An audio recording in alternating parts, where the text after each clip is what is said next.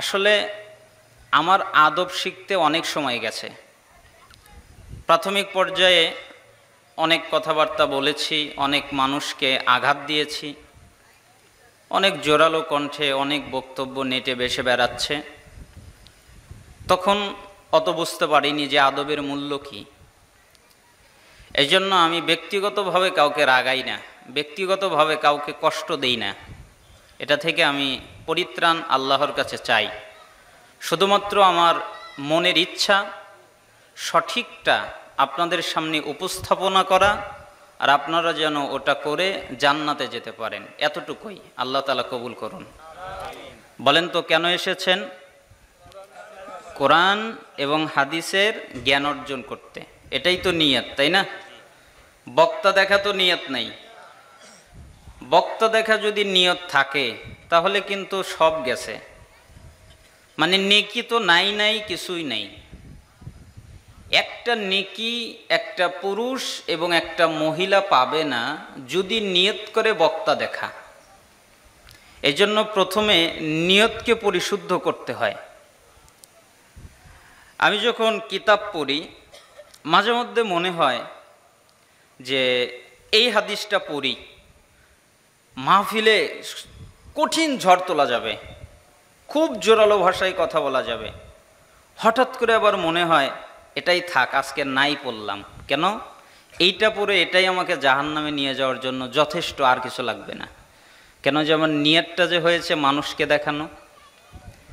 যেই ইলেম দ্বারা আল্লাহকে সন্তুষ্ট করা যায়, যেই ইলেম দ্বারা আল্লাহকে খুশি করা যায়, যেই ইলেম দ্বারা জাহান্নাম থেকে বাঁচা যায়, এই জ্ঞান ইলম কথা যদি মানুষকে দেখাবার জন্যে এক চুল পরিমাণ কেউ করে তাহলে তার ঠিকানা জাহান্নাম।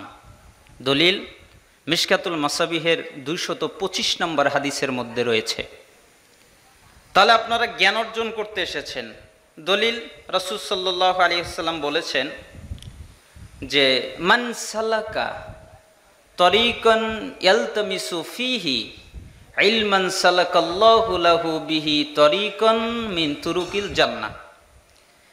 যে ব্যক্তি জ্ঞান অর্জন করার জন্যে, ইলম অর্জন করার জন্যে, কোরআন এবং হাদিস জানার জন্যে কোনো জায়গায় যায়, আল্লাহ তাআলা এর বিনিময়ে, আমার অনুবাদ বুঝবেন, আল্লাহ তাআলা তার বিনিময়ে জান্নাতের পথকে সহজ সরল সঠিক করে দেয়।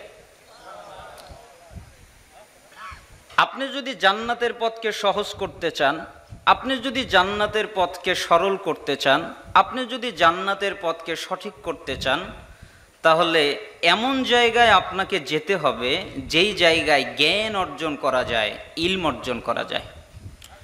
রাসূল সাল্লাল্লাহু আলাইহি ওয়াসাল্লাম এই বাক্য বলেছেন মিশকাতের 204 নম্বর হাদিসে মাঝখানের অংশে, মিশকাতের 212 নম্বর হাদিসে মাঝখানের অংশে, আর মিশকাতুল মাসাবিহের 220 নম্বর হাদিসে এসেছে মান খরজা ফি তলাবিল ইলম ফাহুয়া ফি সাবিলিল্লাহ হাত্তা ইয়ারজি।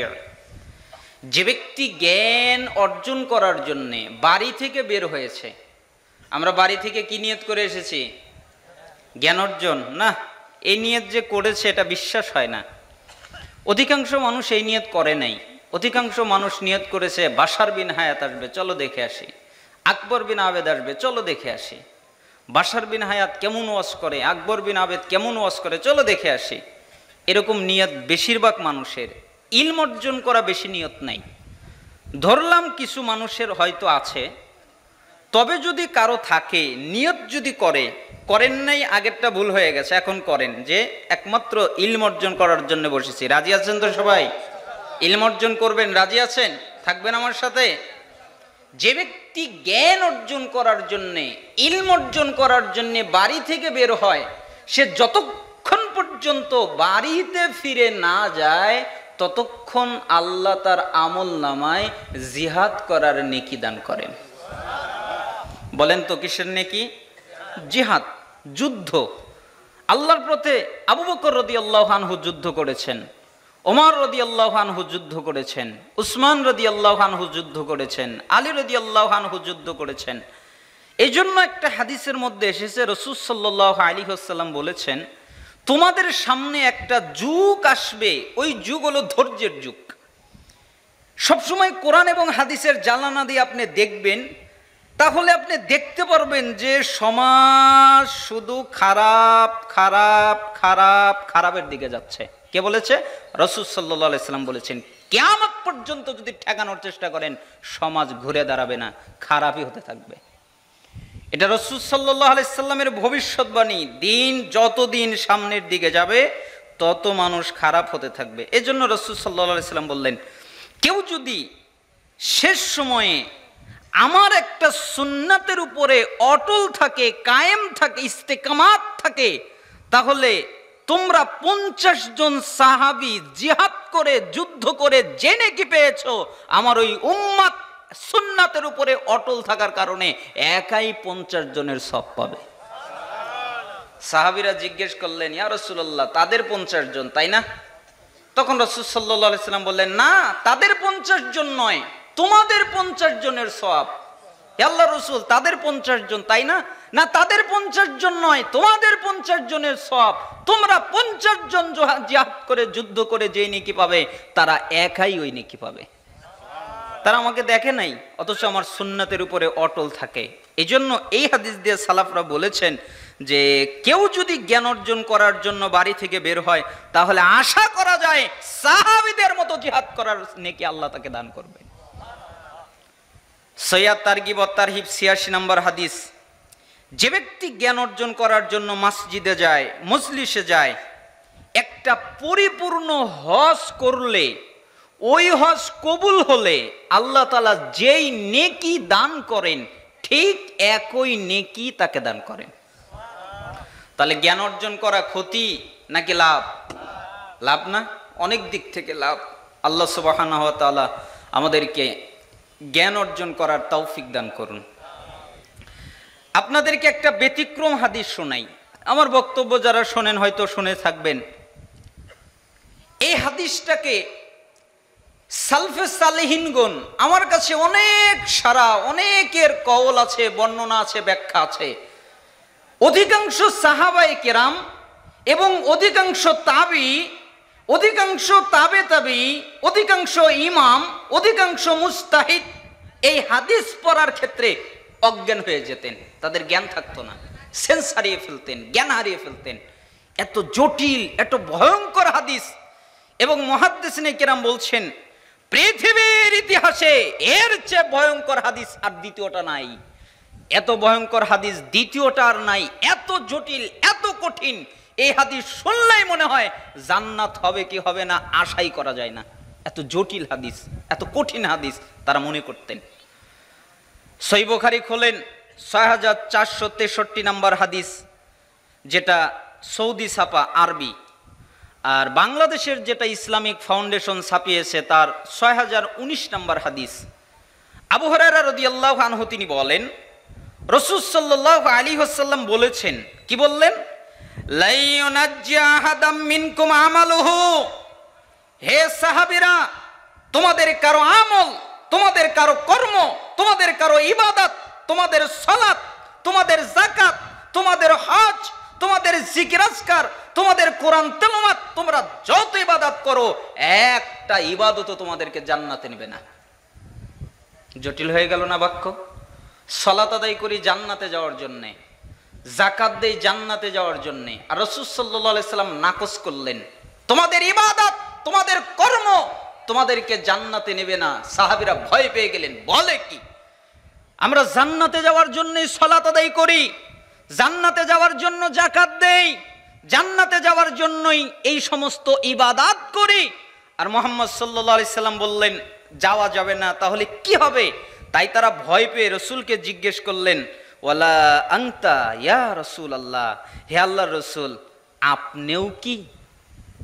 মানে আমরা নাই আমাদের ইবাদত দিয়ে যেতে পারবো না, আপনিও কি? এর মধ্যে কি আপনি অন্তর্ভুক্ত হন? তখন রাসূল সাল্লাল্লাহু আলাইহি সাল্লাম বললেন, ওয়ালা আনা, আমিও না, আমিও আমার ইবাদতের মাধ্যমে নাজাত পাবো না, আমিও আমার কর্মের মাধ্যমে নাজাত পাবো না। সালফে সালিহিনগণ লিখছেন, যখন রাসূল সাল্লাল্লাহু আলাইহি সাল্লাম এই বাক্য বললেন, সাহাবীরা হাউ মাউ করে কান্নাকাটি শুরু করে দিল। ইয়া রাসূলুল্লাহ, কি হবে, কি হবে আমাদের? আমরা কিভাবে বাঁচতে পারি? আমরা কিভাবে নাজাত পেতে পারি? আমরা কিভাবে আল্লাহর আযাব থেকে রক্ষা পেতে পারি? আপনার ক্ষেত্রে কি হবে? আপনার ক্ষেত্রে কি হবে? আপনার তো আগে পরে কোনো গুনাহ নেই, আপনি তো গুনাহ থেকে মাসুম, নিষ্পাপ। আপনি বলছেন আমিও না। আপনার বেলায় যদি এরকম হয়, আমাদের ক্ষেত্রে না জানি কত কঠিন হবে। আল্লাহ রাসূল, আমাদের কি হবে? আপনিও বলছেন আমিও না। তখন রাসূল সাল্লাল্লাহু আলাইহি ওয়াসাল্লাম বললেন, তোমাদেরকে একটা সুখবর শোনাই, শোনো। ইল্লা আন ইয়াতাগাম্মাদানি আল্লাহু বিরহমাতিন, আল্লাহ তাআলা আমাকে তার রহমত দ্বারা আবৃত করে রেখেছেন, আমি আল্লাহর রহমতের কারণে মুক্তি পেয়ে যাব। বলেন তো কি দিয়ে আবৃত করে রেখেছেন? রহমত। এই জন্য আমি রহমতের দ্বারা, বিরহমাতিন। ইমাম ইবনে রজব আল হাম্বলি রহিমাহুল্লাহ এই এক হাদিসের উপরেই একটা বই লিখেছেন। এই এক হাদিসের উপরেই এইখানে একটা শব্দ বিরহমাতিন, বা, এই বা অক্ষরের ব্যাখ্যা করতে গিয়ে তিনি একটা কিতাবে রচনা করে ফেলেছেন যে বায়ের ব্যাখ্যা মানে রহমত দ্বারা কেউ নাজাত পাবে না, কেউ মুক্তি পাবে না, কেউ সফলতা পাবে না, কেউ কল্যাণ পাবে না যদি না আল্লাহ তার প্রতি রহমত না করে। আপনি সালাত আদায় করলেন, আল্লাহ কবুল করে নাই। আপনি যাকাত দিলেন, আল্লাহ কবুল করে নাই। আপনি সিয়াম পালন করলেন, আল্লাহ কবুল করে নাই। তাহলে আপনার কি হলো? এই জন্য প্রত্যেকটা কাজ আন্তরিকতার সাথে করেন যেন আল্লাহ তাআলা কবুল করেন, ঠিক না? আচ্ছা বলেন তো, এইরকম হাদিস আপনারা আমার সাথে একমত হবেন বোঝার পরে। আচ্ছা বলেন তো, সুবহানাল্লাহ বললে নেকি হয় না কবুল হলে নেকি হয়? ভালো করে বুঝবেন। কি হলে নেকি হয়? সালাত আদায় করলে নেকি হয় না সালাত কবুল হলে নেকি হয়? যাকাত দিলে নেকি হয় না যাকাত কবুল হলে নেকি হয়? হজ করে হজ কবুল হলে নেকি হয় না হজ কবুল না হলে নেকি হয়? সবকিছুতেই কবুল শর্ত, তাই না? এটা বুঝতে হয় না, ওই বা দিয়ে এটাই বোঝা যায় যে সব জায়গায় আল্লাহর কবুলিয়ত থাকতে হয়, আল্লাহর রহমত থাকতে হয়, আল্লাহর মাগফিরাত থাকতে হয়। আল্লাহ যদি রহমত না করেন, আল্লাহ যদি দয়া না করেন, আল্লাহ যদি ক্ষমা না করেন, কারো পক্ষে সম্ভব নয় কোনো ইবাদত দিয়ে জান্নাতে যাওয়া। এজন্য রাসূল সাল্লাল্লাহু আলাইহি সাল্লাম বাক্যটাকে কঠিন করে দিয়ে বললেন, আমাকে আল্লাহ তার রহমত দ্বারা আবৃত করে রেখেছেন। সাদ্দিদু ওয়া কারিবু ওয়াগদু ওয়া রুহু ওয়া শাইউম মিনাদ দুলজা ওয়াল কসদাল কসদা তাবলুগু। অতএব তোমরা ধৈর্য ধারণ করো, অতএব তোমরা কল্যাণ লাভ করতে থাকো, অতএব তোমরা আল্লাহর নৈকট্য লাভ করতে থাকো। কিভাবে আল্লাহর নৈকট্য লাভ করা যায়?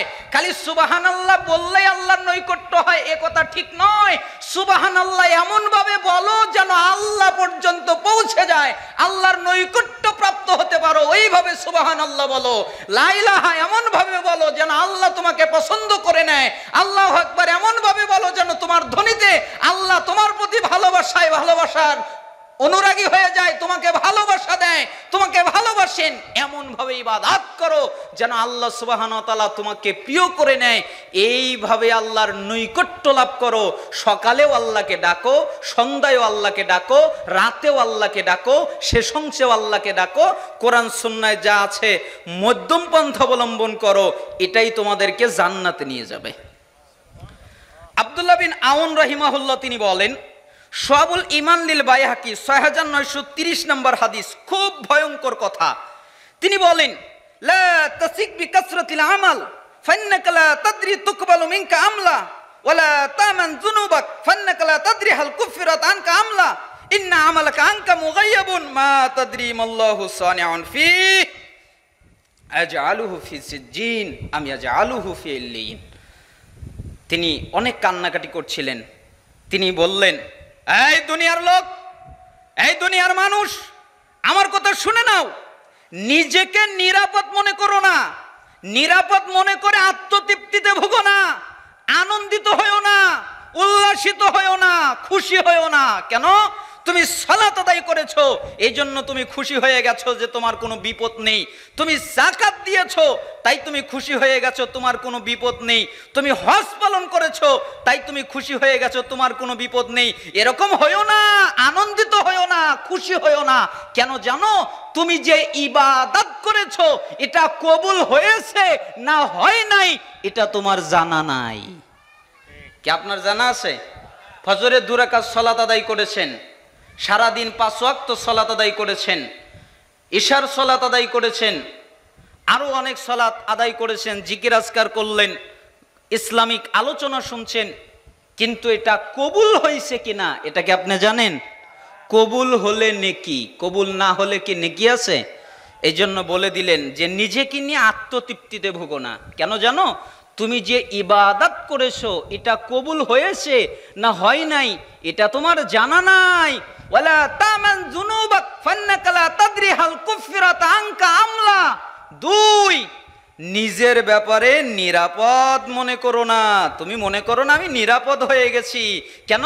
ওই যে গুনাহ করেছো আর আল্লাহকে বলেছো আল্লাহ আমাকে মাফ করে দাও, আল্লাহ আমাকে ক্ষমা করে দাও, তাই তুমি মনে করেছো যে আমি তো নিরাপদ, আমি তো আল্লাহর কাছে মাফ চেয়েছি, আমি তো আল্লাহর কাছে ক্ষমা চেয়েছি। আহম্মক, শোনো, তুমি যে নিরাপদ এটা তুমি কিভাবে জানলে?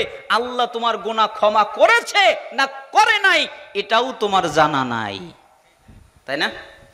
গুনাহ আল্লাহ ক্ষমা করেছেন জানেন, এটাও আপনার জানা নেই। ইবাদত কবুল হয়েছে কিনা এটাও আপনার জানা নেই। এরপর বললেন যে শোনো, আল্লাহ তাআলা তোমার যত আমল আছে সমস্ত আমলকে তোমার থেকে গোপন রেখেছেন, তোমার থেকে গোপন রেখেছেন। একজন সালাফ খুব কান্নাকাটি করছিলেন, একজন লোক রাস্তা দিয়ে হেঁটে যাচ্ছিলেন। কি ব্যাপার, ওই বাড়ি থেকে এত কান্নার শব্দ আসে কেন? বাড়ির পাশে গিয়ে সালাম দিলেন, কেউ জবাব দিল না। সে ভাবলো হয়তো বিপদে পড়েছে লোকটা, তাই বাড়ির ভিতরে প্রবেশ করলো। দেখে যে দরজাটা খোলা আছে, দরজার ভিতর থেকে কান্নার শব্দ আসছে, হাউ মাউ করে কান্নাকাটি করছে। দরজাটা খুললেন, খুলে দেখে একটা লোক আসমানের দিকে 2 হাত উপরের দিকে দিয়ে খালি আল্লাহকে বলছে, হে আল্লাহ আমার কি হবে, হে আল্লাহ আমার কি হবে, আমার কোনো উপায় নেই, আমার কোনো বাঁচার পথ নেই, আমার কোনো উপায় নেই, আমার কোনো বাঁচার পথ নেই, আমার কি হবে, আমার এই ইবাদত দিয়ে আমি কিভাবে তোমার নৈকট্য অর্জন করতে পারি? এইভাবে কান্নাকাটি করতে করতে তার দাড়ি ভিজে গেছে, তার জামা বুকটা ভিজে গেছে, তার জায়নামাজে চোখের পানি গড়িয়ে বলছে। আমাকে দেখে কান্নাটা থেমে গেল, তাই আমাকে জিজ্ঞেস করলো আপনি কে? আমি বললাম আপনার কান্না শুনে আমি এসেছি। আপনি কাঁদছেন কেন? কয় আমি কাঁদি কেন জানো? আখেরাত আল্লাহ আমার কাছ থেকে গোপন রেখেছেন তাই আমি কাঁদি। তখন উনি বলেন আপনি আবার বলেন কি আখেরাত গোপন মানে? জান্নাত কেমন আল্লাহ কোরআনে বলেছেন হাদিসে বলেছেন, জাহান্নাম কেমন আল্লাহ কোরআনে বলেছেন হাদিসে বলেছেন, আর আপনি বলেন গোপন, এটা হতে পারে? তখন ওই লোকটা ওই লোকের বুকের উপরে একটা ধাক্কা দিয়ে বলছেন, এই বলো, তুমি যে সকালবেলা ফজরের সালাত আদায় করেছো, তুমি যে রাতে সালাত আদায় করেছো, বলো এটা কবুল হয়েছে কিনা? কয় আমি তো জানি না। আরে আমিও তো হতভাগা, আজ কতদিন ধরে আল্লাহর ইবাদত করি কিন্তু জানি না আমার ইবাদত কবুল হয়েছে কিনা, তাই তো আমি কাঁদি। এটাই তো গোপন, আসলটাই তো আমার জানা নাই। যদি আল্লাহ আমাকে বলে দিতেন যে 2 রাকাত সালাত আদায় করেছে কবুল, টিক চিহ্ন দিয়ে দিলাম, যেরকম শিক্ষকরা দিয়ে দেয় আজকে তুমি উপস্থিত, টিক চিহ্ন দেওয়া হলো, এরকম আল্লাহ যদি দিয়ে দিতেন আর আমি নিজের চোখে দেখতে পারতাম তাহলে আমার কোনো ভয় থাকতো না। কিন্তু আমি তো দেখতে পাচ্ছি না, আমার কাছে তো গোপন আছে, তাই আমি কান্নাকাটি করছি। এই জন্য আব্দুল্লাহ বিন তিনি বললেন যে আমল গোপন আছে, আল্লাহ তোমাকে জানতে দেবেন না। তুমি কি ইল্লিনে যাবে, জান্নাতে যাবে, না সিজ্জিনে যাবে এটা তোমার জানা নাই। অতএব নিজেকে নিরাপদ মনে করো না। তাহলে কি নিজেকে নিরাপদ মনে করার সুযোগ আছে? আপনারা কি আমার কথা বুঝতে পারতেছেন? একটু কঠিন হলেও বুঝে নিন। এরপরে মুআজ ইবনুল জাবাল রাদিয়াল্লাহু আনহুর একটা কথা মনে পড়ে গেল। এটা মাজমাউজ জাওয়ায়েদের 11785 নম্বর হাদিসের মধ্যে এসেছে, লাম্মা আন হাদরাতুল মাউতু বাকা। একদিন মুআজ ইবনুল জাবাল রাদিয়াল্লাহু অনেক কান্নাকাটি করলেন। ফাকালা লাহু মা ইবুকিকা, কিছু সাহাবায়ে কেরাম তার কাছে আসলেন, এরপরে বললেন মুআজ জি আপনি কাঁদেন কেন, কিসের জন্য কাঁদেন, আমরা তো বুঝতে পারতেছি না। তখন তিনি বললেন ওয়াল্লাহি লা আবকি জাযাআম মিনাল মাউত ওয়ালা দুনিয়া উখল্লিফুহা বাদি। শোনো, আমার দুনিয়া চলে গেছে, দুনিয়া নিয়েও আমি কাঁদছি না, দুনিয়ার আমার কোনো চিন্তা নাই, আমাকে যে মৃত্যুবরণ করতে হবে, আমি যে মরে যাব এই চিন্তাও আমার নাই, মরণের চিন্তাও নাই, দুনিয়ার চিন্তাও নাই, সম্পদের চিন্তাও নাই, টাকা পয়সার চিন্তা নাই, অর্থ সম্পদের চিন্তা নাই, আমার কিছুরই চিন্তা নাই। কাঁদেন কেন? কাঁদি কেন জানো?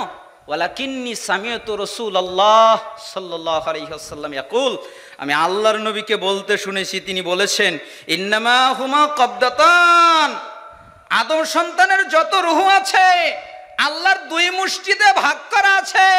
ফাকাবদাতুম ফিন নার ওয়া কাবদাতুম ফিল জান্নাহ, একটা মুষ্টি যাবে জান্নাতে, আরেকটা মুষ্টি যাবে জাহান্নামে, একটা যাবে জান্নাতে আরেকটা যাবে জাহান্নামে।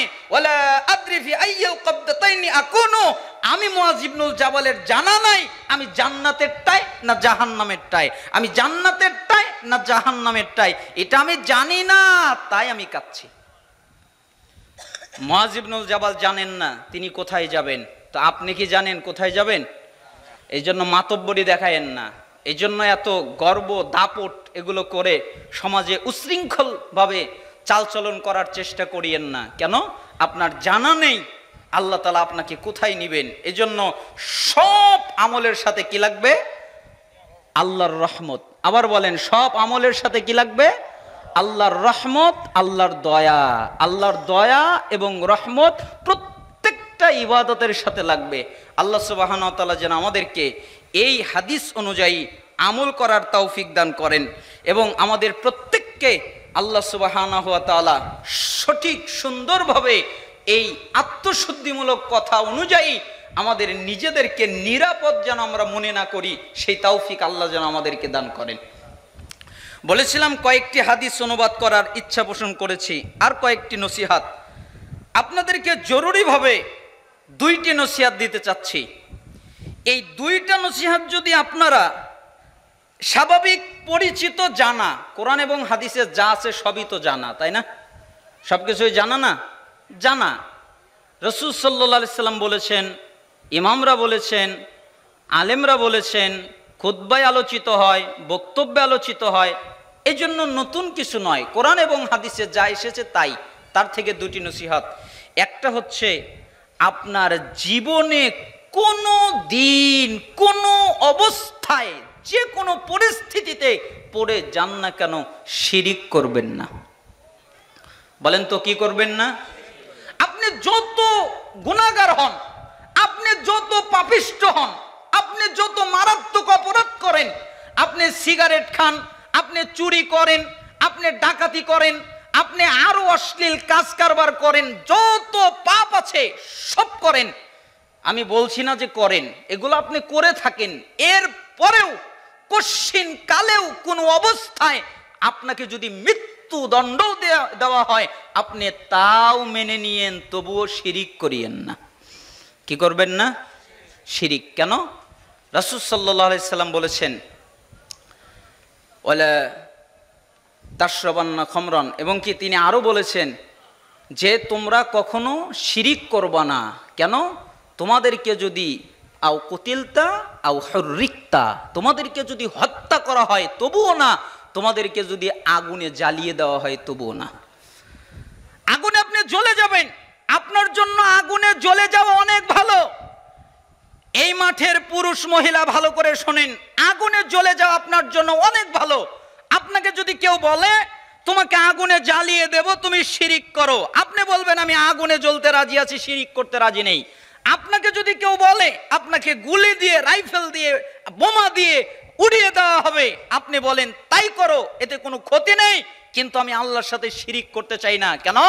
পৃথিবীর সবচেয়ে জঘন্য, জটিল, কঠিন পাপ হচ্ছে শিরিকের পাপ, যা কোনোদিন ক্ষমা হয় না। যেই পাপ কোনোদিন ক্ষমা হয় না, মানুষ যদি শিরিক করা অবস্থায় মৃত্যুবরণ করে, তাহলে তাকে শিরিক থেকে বাঁচানোর, বের করার দ্বিতীয় কোনো পথ পৃথিবীতে নাই। অবশ্যই সে জাহান্নামে জ্বলবে চিরস্থায়ীভাবে, তওবা না করে যদি মারা যায়। এজন্য আল্লাহ সুবহানাহু ওয়া তাআলা অনেকগুলো আয়াতে উল্লেখ করেছেন। যেমন আপনি যদি সূরা আনামের ৮২ নম্বর আয়াত পড়েন, আল্লাহ তাআলা বলেন, আল্লাযীনা আমানু ওয়া লাম ইয়ালবিসু ঈমানাহুম বিজুলমিন উলাইকা লাহুমুল আমনু ওয়া হুম মুহতাদুন, নিশ্চয় যারা ঈমান এনেছে এবং তাদের ঈমানকে জুলুমের সাথে মিশাই নাই, জুলুম মানে শিরিক করে নাই, শিরিকের সাথে তাদের ঈমানকে মিশাই নাই, এদের জন্য নিরাপত্তা এবং এরা হলো হিদায়াত প্রাপ্ত। তার মানে যারা শিরিক করে না, শিরিক থেকে বেঁচে থাকে, তারা দুনিয়ায় আল্লাহর পক্ষ থেকে নিরাপত্তা পায় এবং মৃত্যুর পরেও আল্লাহর পক্ষ থেকে তারা নিরাপত্তা পায়। অর্থাৎ দুনিয়ায় নিরাপত্তার জন্য যা দরকার আল্লাহ সব ব্যবস্থা করে দেয় এবং মৃত্যুর পরে নিরাপত্তা পাওয়ার জন্য যা দরকার আল্লাহ সুবহানাহু ওয়া তাআলা সমস্ত ব্যবস্থা করে দেয়। যেমন সূরা নিসা 48 নম্বর আয়াত, আল্লাহ তাআলা বলেন, ইন্নাল্লাহা লা ইয়াগফিরু আইয়ুশরাকা বিহি ওয়া ইয়াগফিরু মা দুনা যালিকা লিমান ইয়াশা। নিশ্চয়ই যে ব্যক্তি আল্লাহর সাথে শিরিক করে, আল্লাহ তাআলা শিরিকের পাপ ক্ষমা করে না। এছাড়া যত পাপ আছে আল্লাহ যাকে চায় তাকে ক্ষমা করে দেয়। নিশ্চয়ই যে ব্যক্তি আল্লাহর সাথে শিরিক করে সে পথভ্রষ্ট হয়ে গেল, সে গোমরা হয়ে গেল, সে হিদায়াত থেকে ছিটকে পড়ে গেল, সে হিদায়াতের মধ্যে নেই, হিদায়াতের উপরে অটল নেই, হিদায়াত থেকে পড়ে গেল কে? যে ব্যক্তি আল্লাহর সাথে শিরিক করে। এই জন্য আপনাকে আমি বলতে চাই, পৃথিবীতে যত পাপ আছে আপনি এত ডেঞ্জারাস মনে করিয়েন না যত ডেঞ্জারাস শিরিকের পাপ। কেন? শিরিকের পাপ নিয়ে যদি আপনি কবরে যান আপনার বেঁচে থাকার কোনো পথ নাই। আল্লাহ সুবহানাহু ওয়া তাআলা দেখেন নবীদেরকে উল্লেখ করে সূরা আনামের 88 নম্বর আয়াতের মধ্যে 18 জন নবীর নাম এক এক করে উল্লেখ করলেন। এরপরে বললেন, ওয়ালাউ আশরাকু লাহাবিতা আনহুম মা কানু ইয়ামালুন। এই 18 জন নবীর একজনও যদি শিরিক করে তাহলে আমি তাদের আমলকে ধূলিসাৎ করে দিব, বাতিল করে দিব, বরবাদ করে দিব। তার মানে 18 জন নবীর একজনও শিরিক করতে পারে না। আল্লাহ তাআলা আমাদের নবীকে মুহাম্মদ সাল্লাল্লাহু আলাইহি সাল্লামকে সূরা জুমারের 65 নম্বর আয়াতে কঠিন ধমক দিয়ে বলেন, হে মুহাম্মদ, লাইন আশরাকতা লা ইয়াহবাতান্না আমালুক ওয়া লা তাকুনান্না মিনাল খাসিরিন। হে মুহাম্মদ, আপনি যদি শিরিক করেন, আপনি যদি শিরিককারীদের অন্তর্ভুক্ত হন, আপনি নবীও যদি শিরিক করেন, আপনি রাসূলও যদি শিরিক করেন, আপনি মুহাম্মদও যদি শিরিক করেন, আপনার যত আমল আছে আমি আল্লাহ বরবাদ করে দিব, আমি আল্লাহ বাতিল করে দিব, আর আপনি নবী হয়ে যাবেন ক্ষতিগ্রস্তদের অন্তর্ভুক্ত। তার মানে মুহাম্মদ সাল্লাল্লাহু আলাইহি সাল্লাম শিরিক করতে পারে না, অনুমতি নাই। আমরা কি শিরিক করতে পারি? শিরিক জটিল এবং কঠিন পাপ, শুধু তাই নয়, শিরিক করলে তার উপরে জান্নাত চিরতরে হারাম হয়। ইন্নাহু মায়ুশরিক বিল্লাহ ফাকাদ হারামাল্লাহু আলাইহিল জান্নাহ ওয়া মাওয়াহুন নার ওয়া মা লিয-যালিমিনা মিন আনসার। নিশ্চয়ই যে ব্যক্তি আল্লাহর সাথে শিরিক করে আল্লাহ তাআলা তার জন্য জান্নাত হারাম করে দেন, তার উপরে জান্নাত চিরতরে হারাম, তার ঠিকানা হলো জাহান্নাম। আরে হলো জালেম, এর কোনো সাহায্যকারী নাই, এর কোনো সহযোগিতাকারী নাই। সে কোনো সাহায্যকারী পাবে না, সে কোনো সহযোগিতাকারী পাবে না। কে? যে শিরিক করে। তাহলে কি শিরিক করা যাবে? আপনারা কি বুঝলেন? শিরিক করা যাবে? কোনোভাবে শিরিকের সাথে আপোষ করা যাবে? আর শিরিক আপনার বাপ করে মারা গেছে, আপনার দাদা করে মারা গেছে, আপনার মা করে মারা গেছে, আপনার ভাই করে মারা গেছে, আপনার বোন করে মারা গেছে, আপনার স্ত্রী করে মারা গেছে, আপনার সন্তান করে মারা গেছে, আপনি তাদের জন্য দোয়া পর্যন্ত করতে পারবেন না। কেন? তাদের জন্য দোয়া করা হারাম। মা কানা লিন নবী ওয়াল্লাযিনা আমানু ইস্তাগফিরু লিল মুশরিকিন। ঈমানদার যারা আর মুমিন যারা, তাদের জন্য জায়েজ নয় মুশরিকদের জন্য ক্ষমা প্রার্থনা করা। তার মানে শিরিক কত জটিল পাপ। আপনি যদি এই পাপ নিয়ে মারা যান, আপনার জন্য কেউ দোয়া করতে পারে না, আল্লাহকে বলতে পারে না, আল্লাহ একে একটু মাফ করে দাও, আল্লাহ একে একটু ক্ষমা করে দাও। এই দোয়া করাটাই হারাম। তাহলে শিরিক কত জটিল পাপ। এই জন্য আপনাকে আমি উপদেশের একটা উপদেশ দিলাম, জীবনে জীবন চলে যাবে, নিহত হয়ে যাবেন, মরে যাবেন, বুলেট বোমার আঘাত খাবেন, তবু আপনি সয়ে নেবেন, তবু আল্লাহর সাথে শিরিক করা যাবে না। আরেকটি পাপের সাথে কখনো আপোষ করবেন না, সেটা যে কোনো মূল্যে যে কোনো অবস্থায় যে কোনো মুহূর্তে যখন সালাতের ওয়াক্ত হবে অবশ্যই সালাত আদায় করবেন। আপনি মদের বারে গিয়েছেন, ওখান থেকে বের হয়ে সালাত আদায় করবেন। আপনি নারী নিয়ে গেছেন কোন রুমে, ওখান থেকে বের হয়ে সালাত আদায় করবেন। আপনি যত পাপের মধ্যে ডুবে থাকেন না কেন, তবু আপনি সালাত আদায় করবেন। কেন? ওই সালাত আপনাকে ওই পাপ থেকে বিরত করবে, পাপ থেকে বের করে আনবে। যত নাপাক, যত অশ্লীলতা, যত শয়তানি আছে সবগুলো থেকে সালাত আপনাকে বের করে নিয়ে আসবে। এই জন্য যে কোনো মূল্যে সালাত আদায় করবেন। কেন? যারা সালাত আদায় করে না তারা মুসলমানই না। যারা সালাত আদায় করে না ওরা কি না? মুসলমান না। আপনি রফল ইদান করেন বা না করেন এ নিয়ে আপনার সাথে আমার তর্ক হচ্ছে না। আপনি যদি রফল ইদান করেন, সুন্নাত করলেন, এর জন্য আলাদা নেকি পাবেন। আপনি যদি রফল ইদান না করেন আপনার সালাত নষ্ট হবে না। আপনি যদি জোরে আমিন বলেন এর জন্য আলাদা নেকি পাবেন। আপনি যদি জোরে আমিন না বলেন আপনার সালাত বাতিল হবে না। কিন্তু আপনি যদি সালাত আদায় না করেন, আপনি যদি সালাত আদায় না করেন, আপনি মুসলমান নয়, আপনি ঈমানদার নয়, আপনি বেঈমান, আপনি কাফের, আপনি মুশরিক, আপনি ইসলাম থেকে বহু দূরে। ইসলামে আপনার কোনো জায়গা নাই। দলিল মুসলিম 82 নম্বর হাদিস, ইন্না বাইনার রাজুল ওয়া বাইনা শিরক ওয়াল কুফর তারকুস সালাহ। নিশ্চয়ই একটা ব্যক্তি, একটা কাফের, একটা মুশরিক, এদের মধ্যে পার্থক্য হলো সালাত। বাইনাল কুফরি ওয়াল ঈমান তারকুস সালাহ। নিশ্চয়ই একটা ঈমানদার আর একটা কাফের, এদের মধ্যে পার্থক্য হলো সালাত। যারা ঈমানদার তারা সালাত আদায় করে, যারা ঈমানদার নয় তারা সালাত আদায় করে না। এটা কার ফতোয়া? রাসূলের ফতোয়া। রাসূল সাল্লাল্লাহু আলাইহি সাল্লাম বলে দিলেন, স্পষ্ট করে বলে দিলেন, এমনকি যারা সালাত আদায় করে না ওরা শিরিককারী, ওরা শিরিক করে।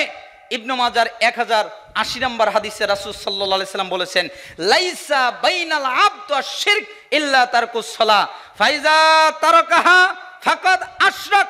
নিশ্চয়ই একটা ব্যক্তি, একটা কাফের, একটা মুশরিক, এদের মধ্যে পার্থক্য হলো নামাজ।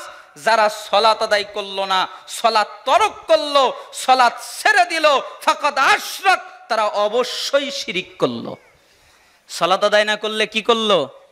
তাহলে রাসূলের ফতোয়ায় নামাজ না পড়লে ঈমানদার থাকা যায়? এখন মনে হয় আপনাদের একটু কষ্ট হচ্ছে, তাই না?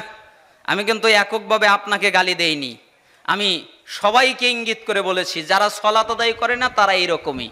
হাদিসে এসেছে তাই আমি আপনাকে বলে দিলাম, আমার নিজের থেকে বলার কোনো অনুমতি নাই। এই জন্য সাহাবায়ে কেরাম আব্দুল্লাহ বিন মাসউদ রাদিয়াল্লাহু আনহু তিনি বলেন, মান তারাকাস সালাহ ফালা দীন আলাহু। যারা সালাত আদায় করে না তাদের দিন ধর্ম নাই। তিনি আরো বলেন, মাল্লাম ইউসাল্লি ফালা দীন আলাহু। যারা সালাত আদায় করে না তাদের দিন নাই। আলী রাদিয়াল্লাহু আনহু বলেন, মান তারাকাস সালাহ ফালা দীন আলাহু। ওয়াফি রিওয়ায়াতিন মান তারাকাস সালাহ ওয়াফি রিওয়ায়াতিন মাল্লাম ইউসাল্লি ফাহুয়া কাফিরুন। যারা সালাত আদায় করে না ওরা হলো কাফের। আবু দারদা রাদিয়াল্লাহু আনহু বলেন, লা ঈমানা লিমান লা সালাত লাহু। ওই ব্যক্তির ঈমান নেই যেই ব্যক্তি সালাত আদায় করে না। এই ব্যক্তি যতই দাবি করুক আমি ঈমানদার, এই লোকটা ঈমানদার নয়। উমর ইবনুল খাত্তাব রাদিয়াল্লাহু আনহু বলেন, লা হাজ্জা ফিল ইসলাম লিমান তারাকাস সালাহ। উমর ইবনুল খাত্তাবের একটা কাহিনী মনে পড়ে গেল, বললে আপনাদের কষ্ট হবে। একটা কাহিনী মনে পড়ে গেল। কেমন কাহিনী? আপনারা তো জানেন উমর ইবনুল খাত্তাব রাদিয়াল্লাহু আনহুকে হত্যা করা হয়েছিল সালাতের মধ্যে। কোন সালাত?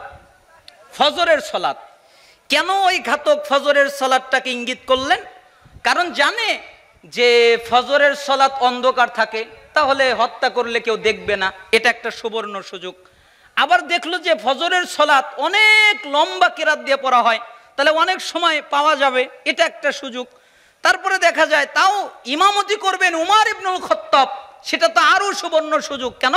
উমর ইবনুল খাত্তাব রাদিয়াল্লাহু আনহুর সালাতের ভিতরে মন এত বসে যায় দুনিয়ার আর কোনো খবরই থাকে না। তাহলে তো আরো সহজ হয়ে যাবে। এই জন্য ঘাতক ছুরিতে বিষ মাখালেন। দেখলেন যে ছুরি দিয়ে যদি আঘাত করি, সে যদি মরে না যায়, বেঁচে যদি যায়, তাহলে তো আমার লস হলো, লস প্রজেক্ট। এই জন্য ছুরিতে বিষ মাখালো। এরপরে মুসল্লির বেশ ধরে প্রথম কাতারে উপস্থিত হলো। তারপরে যখন ফজরের সালাত শুরু হয়ে গেল, এক রাকাত শেষ, আর এক রাকাতের জন্য পড়ার জন্য উঠেছেন, তখন ওই ঘাতক ছুরি দিয়ে পেটের ভিতরে বারবার আঘাত করেছেন। ওমর ইবনুল খাত্তাব রাদিয়াল্লাহু আনহু ঠাস করে জমিনে পড়ে গেছেন। পিছন থেকে আরেকজন সাহাবী এসে বাকি সালাত আদায় করালেন। ওই ঘাতক চলে যেতে গিয়ে আরো অনেকজন সাহাবীকে আহত করেছিলেন। ওমর ইবনুল খাত্তাব রাদিয়াল্লাহু আনহুকে নিয়ে যাওয়া হলো। অনেকক্ষণ পরে জ্ঞান ফিরে পেল। আমরাও তো হসপিটালে অনেকে যাই না, আমাদের অনেককে অপারেশন করা হয়, জ্ঞান হারানো হয়, জ্ঞান হারিয়েই তো অপারেশন করা হয়। জ্ঞান ফেরানোর পরে আমরা জিজ্ঞেস করি, আমার মা কই, আমার স্ত্রী কই, আমার সন্তান কই, আমার বন্ধু কই, তাই না? যার কাছে যে আপন তার কথা সে জিজ্ঞেস করে।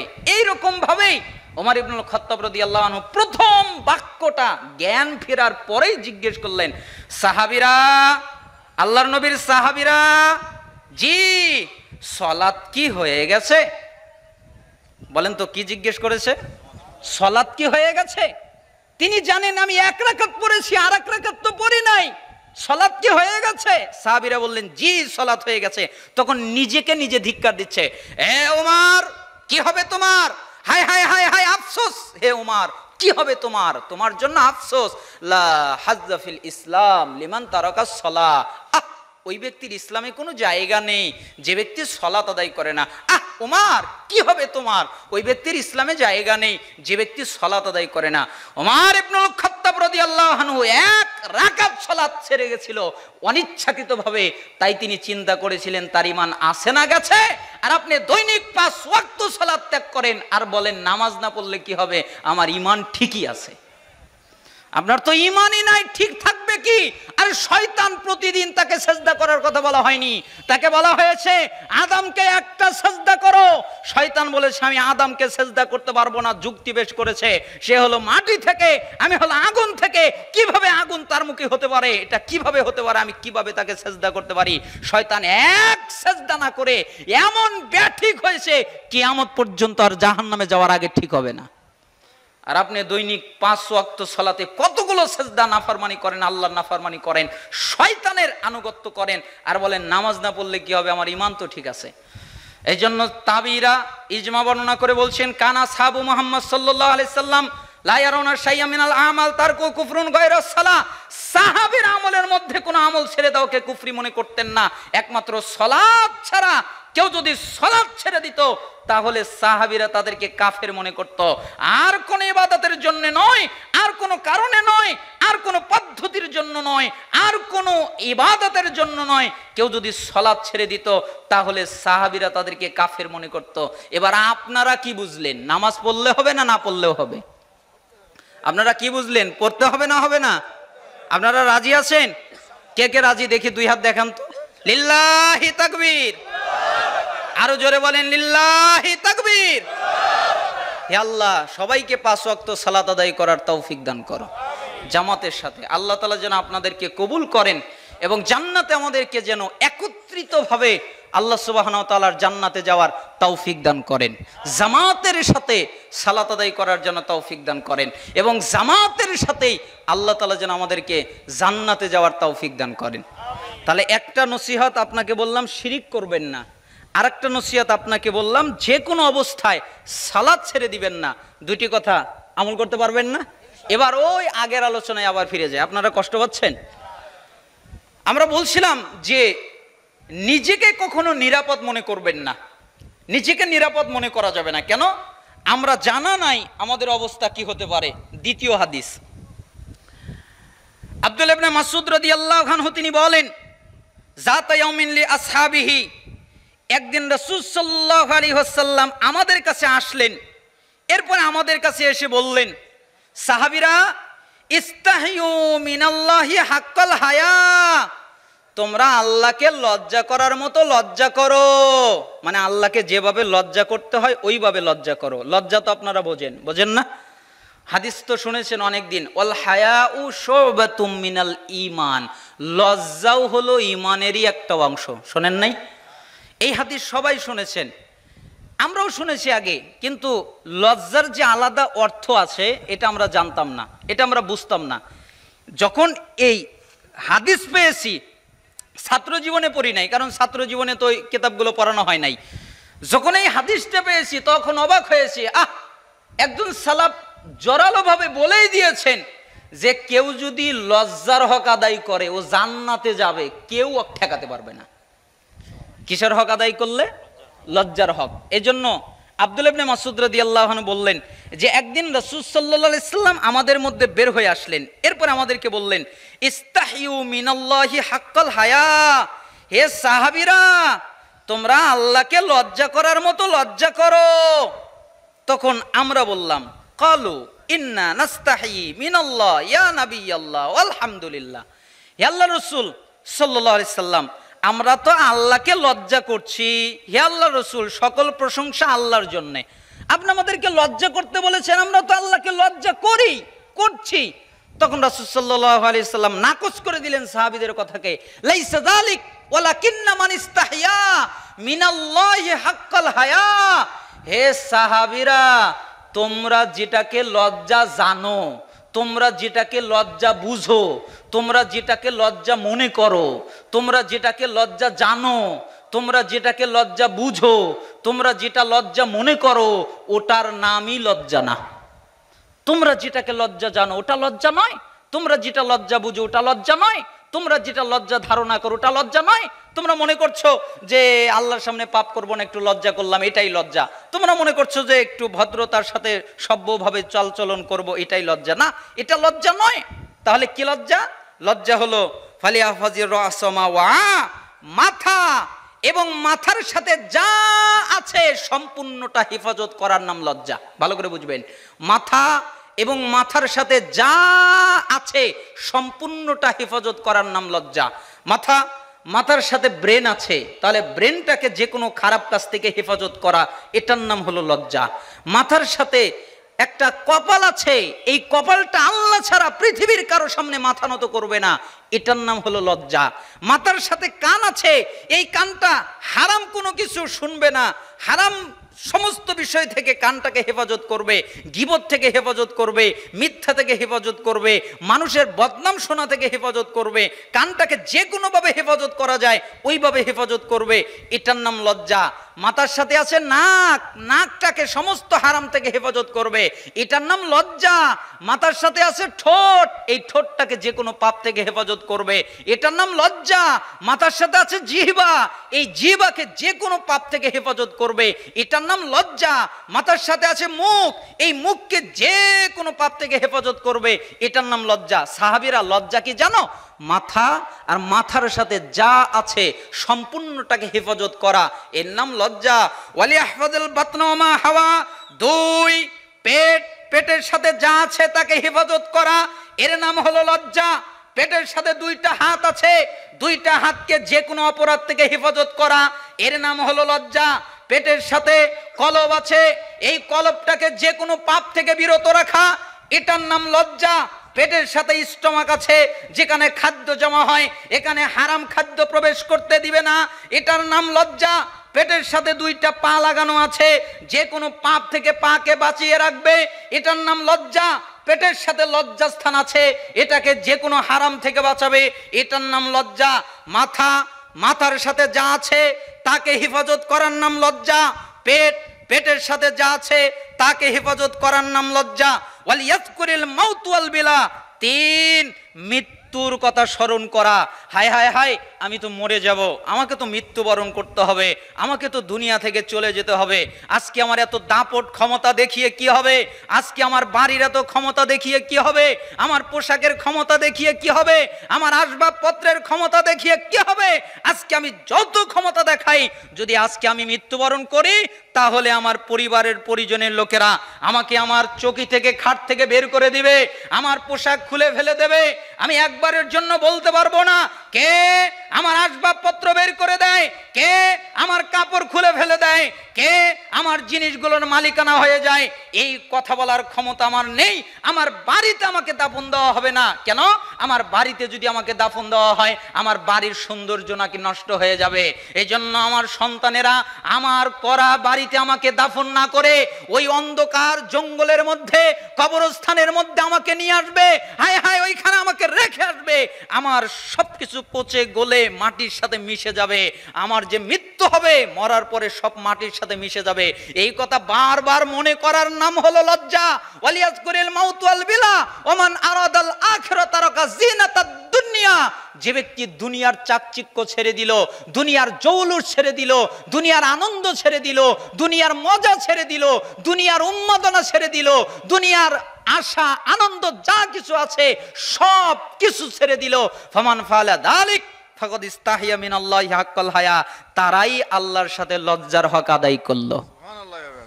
তাহলে বলেন তো, লজ্জা মানে কি? একটা পুরো বডিকে হেফাজত করার নাম লজ্জা। করতে পারবেন না? এক হাদিস মুসনাদে আহমদ 3671 নম্বর হাদিস, তিরমিজি 2458 নম্বর হাদিস, মিশকাতুল মাসাবিহের 1608 নম্বর হাদিস। এই হাদিস আরো অনেক কিতাবে রয়েছে। রাসূল সাল্লাল্লাহু আলাইহি সাল্লাম একদম স্পষ্ট করে দিয়ে বললেন, লজ্জা কি জানো? মাথার সাথে যা আছে সব হেফাজত করার নাম লজ্জা। পেটের সাথে যা আছে সব হেফাজত করার নাম লজ্জা। মরার পরের চিন্তা করার নাম লজ্জা। হাড়গোড় পচে গলে যাবে মাটির সাথে মিশে, এই চিন্তা করার নাম লজ্জা। দুনিয়ার চাকচিক্য ছেড়ে দেওয়া, দুনিয়ার আনন্দ ছেড়ে দেওয়া, দুনিয়ার জৌলুস ছেড়ে দেওয়া, এর নাম লজ্জা।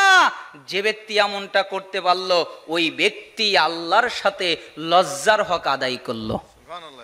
আল্লাহ সুবহানাহু ওয়া তাআলা আমাদেরকে লজ্জার হক আদায় করার তৌফিক দান করুন। আমরা যেন যে কোনো পর্যায়ে যে কোনো ভাবে লজ্জার হক আদায় করতে পারি, আল্লাহ সুবহানাহু ওয়া তাআলা আমাদেরকে তৌফিক দান করুন। আবু হুরায়রা রাদিয়াল্লাহু আনহু থেকে বর্ণিত, তিনি বলেন, রাসূল সাল্লাল্লাহু আলাইহি ওয়াসাল্লাম বলেছেন, আল্লাহর নবী সাল্লাল্লাহু আলাইহি সাল্লাম একদিন আমাদেরকে এমন ভাবে বর্ণনা করলেন, যেই রকম বর্ণনা আর কোনোদিন করেন নাই। সাহল ইবনে সাদ রাদিয়াল্লাহু আনহু রাবি, মুস্তাদরিক হাকিম 7921 নম্বর হাদিস, সিলসিলা সহিহা 831 নম্বর হাদিস। এই হাদিসটাকে সালাফরা বলেন জিবরাইলের নসিহাত। কার নসিহাত? জিবরাইলের। সারা জীবন তো অনেকের নসিহাত শুনলেন, এবার একটু জিবরাইলের নসিহাত শোনেন। জিবরাইলের নসিহাত মানে যে রাসূল সাল্লাল্লাহু আলাইহি সাল্লামের কাছে একদিন জিবরাইল আমিন আসলেন, এরপরে এসে বললেন যে ইয়া মুহাম্মদ, হে মুহাম্মদ, যা জিবরিল আলাইহিস সালাম। একদিন জিবরাইল আলাইহিস সালাম রাসূল সাল্লাল্লাহু আলাইহি সাল্লামের কাছে এসে বললেন যে আমি আপনাকে কিছু আদেশ করব, আমি আপনাকে কিছু পালনের কথা বলবো, আমি আপনাকে কিছু আমল করার কথা বলবো, আপনি কিছু মনে করবেন না। তখন জিবরাইল আমিন বললেন, আচ্ছা ঠিক আছে, আপনি যা বলবেন আমি তাই পালন করব, আপনি বলেন। তখন জিবরাইল আমিন বললেন, আমি বলতে গিয়ে কিন্তু কঠোর ভাষা অবলম্বন করব, অনেক শক্ত ভাষা অবলম্বন করব, অনেক জটিল কঠিনভাবে আপনাকে বলবো, আপনি কিছু মনে করবেন না। তখন রাসূল সাল্লাল্লাহু আলাইহি সাল্লাম বললেন, আচ্ছা ঠিক আছে, আপনি শক্ত ভাষাই বলেন, আমি কিছু মনে করব না। তখন জিবরাইল আমিন বললেন, ইয়া মুহাম্মদ, হে মুহাম্মদ, ইসমা শিতা ফাইন্নাকা মাইতুন। শোনেন, আপনি যতদিন খুশি জীবন যাপন করেন, কোনো নিষেধ নেই। আপনাকে জীবন যাপন করার জন্য কেউ নিষেধ করে নাই, আল্লাহও নিষেধ করেননি, আমিও নিষেধ করছি না, কোনো নিষেধ নাই। কিন্তু মনে রাখেন, হে নবী মুহাম্মদ, আপনি মৃত্যুবরণ করবেন। রাসূল সাল্লাল্লাহু আলাইহি সাল্লাম কি করবেন?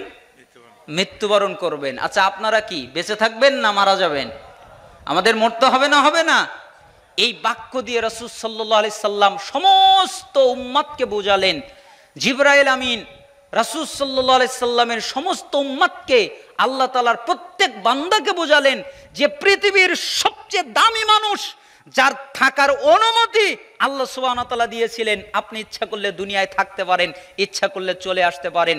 মুহাম্মদ সাল্লাল্লাহু আলাইহি সাল্লাম আল্লাহর সাক্ষাৎটাকে পছন্দ করলেন। সেই নবী মুহাম্মদ সাল্লাল্লাহু আলাইহি সাল্লাম তাকে বলছেন, আপনি যতদিন খুশি জীবন যাপন করেন, কিন্তু মনে রাখেন হে নবী, আপনিও মারা যাবেন। তার মানে নবী যদি মারা যায়, আমরা কি চিরস্থায়ীভাবে কেউ বেঁচে থাকবো? কারো পক্ষে বেঁচে থাকা সম্ভব? সম্ভব নয়। ইয়া মুহাম্মদ, হে মুহাম্মদ, ওয়া হাবিব মান আহাবাবতা ফাইন্নাকা মাফারিকুহু, আপনি শুনে রাখেন, যার সাথে খুশি বন্ধুত্ব করেন, কোনো অসুবিধা নাই, কোনো নিষেধাজ্ঞা নাই।